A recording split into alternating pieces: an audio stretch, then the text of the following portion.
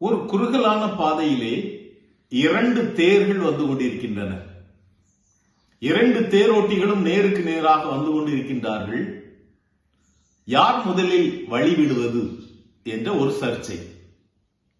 ஒரு தேரில் கோசல நாட்டு ராஜா இருக்கின்றார், மற்றொரு தேரில் காசி நாட்டு மன்னர் இருக்கின்றார். யார் வழிவிடுவது? வயதில் சிறியவர்தான் வழிவிட வேண்டும் என்று பார்க்கும் பொழுது இருவருக்கும் சரிசமமான வயது. அப்பொழுது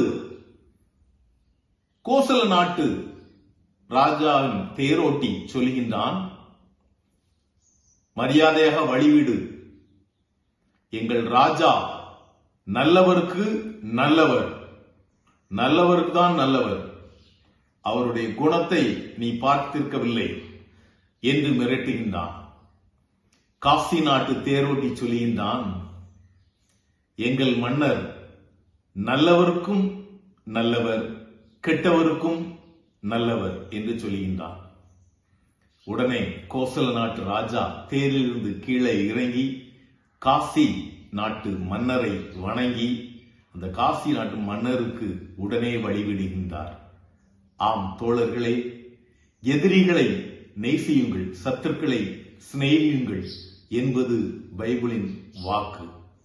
எனவே நான் பெரியவன், நீ பெரியவன் என்பதை விட்டுவிட்டு நம்முடைய கண்ணியத்தை காத்துக்கொள்வோம்.